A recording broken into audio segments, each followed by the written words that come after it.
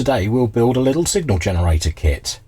Variable frequency, variable output, simple to put together. Let's get into it.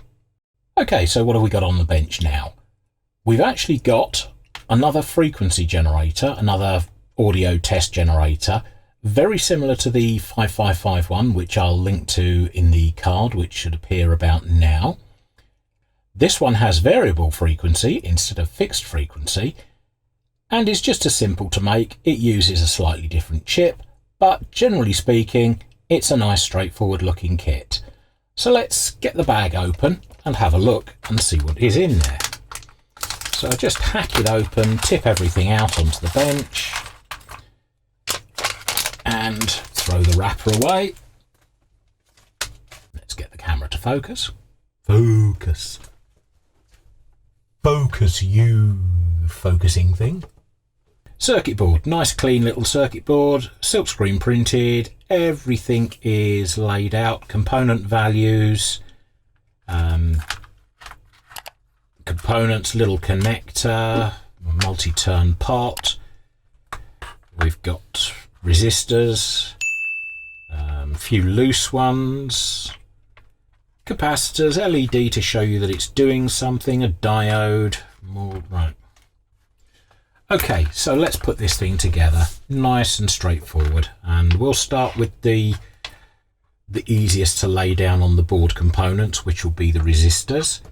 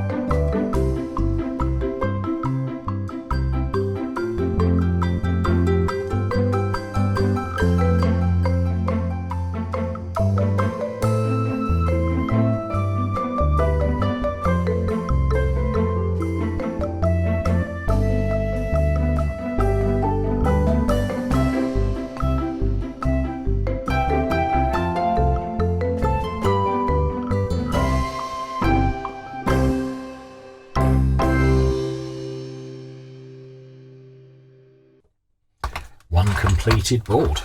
There we go. Let's just put the knob on like that. So that's the board completed, and it's literally as simple as that. How long have we been going? 15 minutes all in. Take out the messing around time. Yeah, you can put this board together very simply. So let's get on and test it and show that it works. Back in a moment. We're set up with the signal generator and the little Chinese oscilloscope, the DS138 I believe it is. You can see at the moment we're measuring a square wave. If I go through the connections, we have the ground, we have the positive voltage supply. This is just running straight off the bench power supply. You have the ground for the oscilloscope, which is this black one here, and you have the positive lead. And all I've done with that is I've put a bit of wire in the end of the clip lead. So we can show you the first one we're getting the square wave, the second one we're getting a sawtooth, the triangle wave, sorry, and the third one we're getting a sine wave. Now I should be able to, I might be able to get that one a bit bigger, no maybe not. There we go.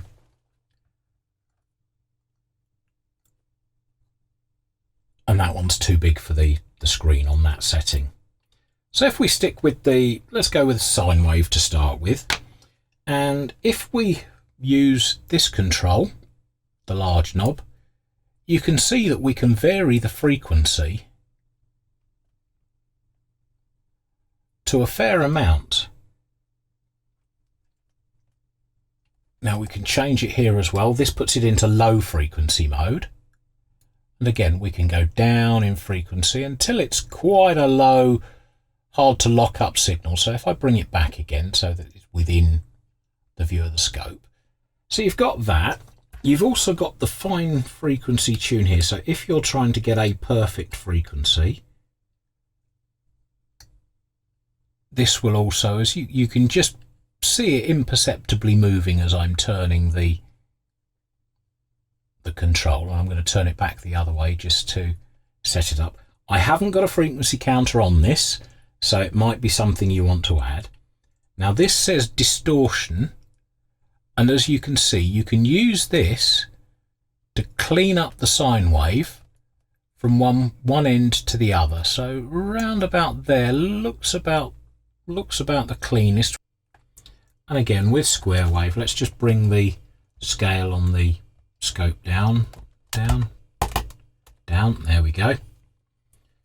And again, you can vary the frequency, but again, with duty cycle, you can actually vary the mark space ratio. So the mark is the high one and the space is the low one. So at that end, you've got a high mark to space ratio. And at that end, you've got a low mark to space ratio or a high space to mark ratio.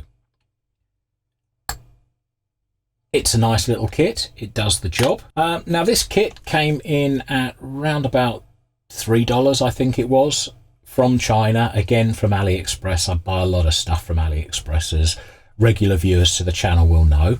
Even this cheap oscilloscope came from AliExpress. And you can still buy these for round about £15 UK, sometimes less, sometimes more, depending on where you go. I've seen them on eBay. You can buy them from there if you want. They run from a 9-volt battery, or in this case, I'm running it from the power supply. As is this. This is running from the same power supply at 9 volts.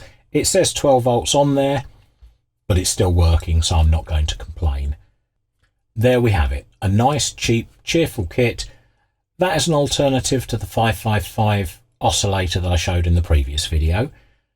This one is possibly more useful when you're setting up an amplifier or you're trying to inject audio, because you can set the tone to something that's, you know, more pleasant to the ears. A kilohertz tone can get very grating. With that, I'm going to wish you all the best. If you like this video, please give it a thumbs up. If you didn't, click thumbs down twice and leave a comment as to why you didn't like it. If you'd like to, please consider subscribing and click the bell icon. That way you'll get notification of all my future videos. Hopefully you'll enjoy them as much as you've enjoyed this one. I hope you've enjoyed this one. I really do. If you haven't, leave me a comment. If you have, say nice things about it. Make me feel happy. Thanks very much for watching, and we'll see you in the next one. Bye for now.